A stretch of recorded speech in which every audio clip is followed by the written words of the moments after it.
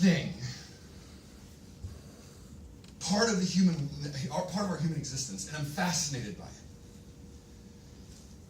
I have a favorite style of combat. These are the real slides, by the way. I have a favorite style of combat. It's this one, right? I love that in your face, right? You're up there, right in front, smashed against each other, skill versus skill. Here we are. But I don't want to play this game. This is a screenshot, by the way, from Total War Medieval, which at the time was the only game I could find that had anything like the Battlefield I wanted to create. I don't want to play this game. I want to play this game. I want to be that guy, right? Or, one of them. Anyway. I want to be in the middle of that battlefield and know that it's my skill that makes the difference between survival and defeat, that I am tipping the balance in that battlefield. This game doesn't exist, and I want to make it. I have an idea about how to make that work.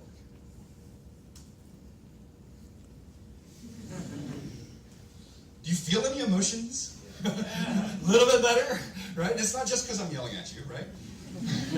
It's not just because you're warmed up, right? It's hot in this room. It's kind of uncomfortable, right? Like you guys are very patient. It's a better pitch. It's a better pitch.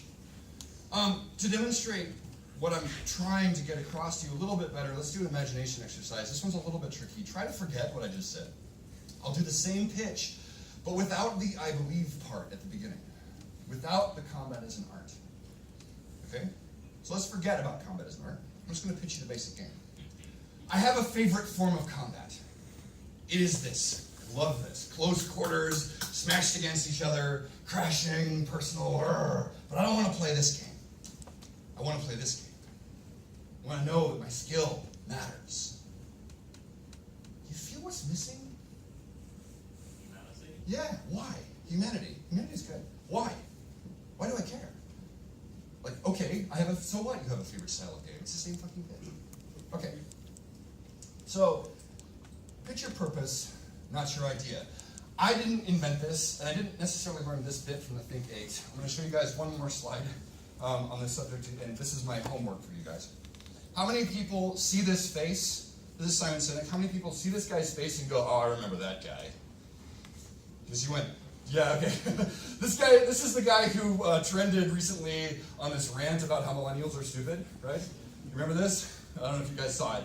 If you did, that's really unfortunate because Simon said all those things. Please don't let the fact that he said all those things interfere with your ability to get amazing wisdom from one of the smartest people in our world today. He's incredible. This is maybe the most important TED Talk on TED for me, for designers. Okay, it's called How to Great Leaders Inspire Action. It's about a thing called the Golden Circle. He talks about how you need to pitch why, not what. People buy why you made something, not what you made. And that's what I've just demonstrated to you. What was missing in that previous pitch was the why. If we get more time at the end, we can talk a little bit about this. But when people ask me, how do I be a creative director?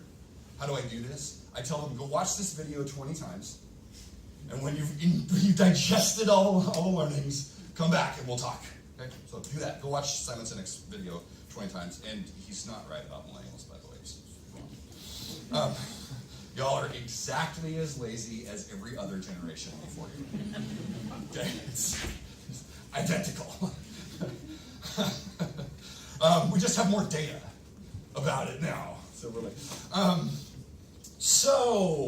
but that's not enough to get a game, right? That's just a good idea. I'm going to talk about the dreaded business case. This is the other part of the pitch.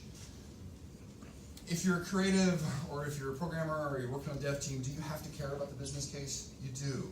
You do. It's easy to get excited about a pitch that is a terrible, terrible business idea. Let's talk about a really important why, right? I believe that combat is an art. I want to make a game that immerses you in the adventure of being a soldier and captures the fantasy about being in the middle of a modern battlefield in an intense, immersive, first-person view. Yeah, we played this fucking game, right? Like, it's, right? So you can do a really compelling pitch about a product that's a terrible idea, right? So let's talk about, I'm going to show you the business case for Honor so you can get an idea of how to approach this problem if you're not a producer. So I'm going to do 2 slides. I'm going to do gun games, and then I'm going to do melee games. And it's going to be a chart. Programming. But it's going to be a very inaccurate chart. So on this, we're going to do guns, and then we're going to do melee. On this axis is skill. So the further out in this axis we get, the more skill is required to play the game, or the more skill opportunity there is in the game, right? And usually when you get out to the end, it's other humans. You're fighting against other humans, usually it's PvP out there. And then up here is immersion. The higher up here, the more you care about the world, right? So with gun games, in the beginning, it was very, very dots, right? And we can argue about exactly where the dots were, but we quickly discovered there was this zone where it was just about skill, right? Just about that. And we also discovered this area where it was just about immersion. Now, I know all of these games are outdated. I was doing this pitch 5 years ago, so I wanted to use the actual slides. There are more recent examples. But when it came to balancing both, right, there were always these games that had the height of immersion, of story and character and context, and had the height of combat skill, potential PvP, tournaments, etc. Okay, so let's do that same chart for melee games. So in the beginning, there were some interesting examples. Yay, Machine Blade. And then we quickly discovered the zone where it was all about melee, all about PvP.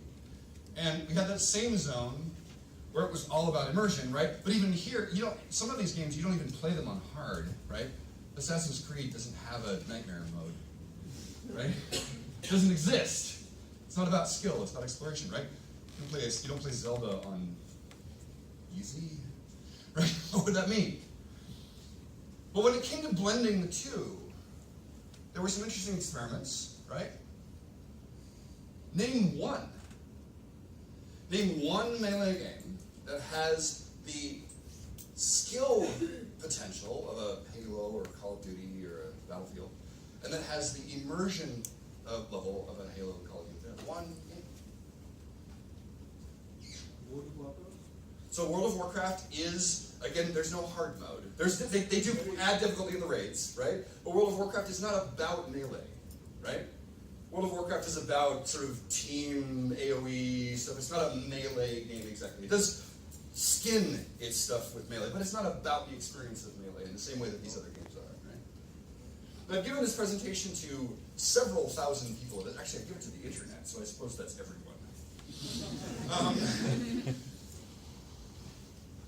There isn't one, or at least there wasn't one. And my pitch was, I want to play this game. Please, God, let's play this game, right? And that's what a business opportunity looks like, right? So if you say that to people who are business-minded, they go, it's a promotion. I don't know if that makes sense to you, but that's what they say. So that was the business case. And it's a great example of the principle that I pointed to when I was talking about how I got the team. So I had a good idea, sure.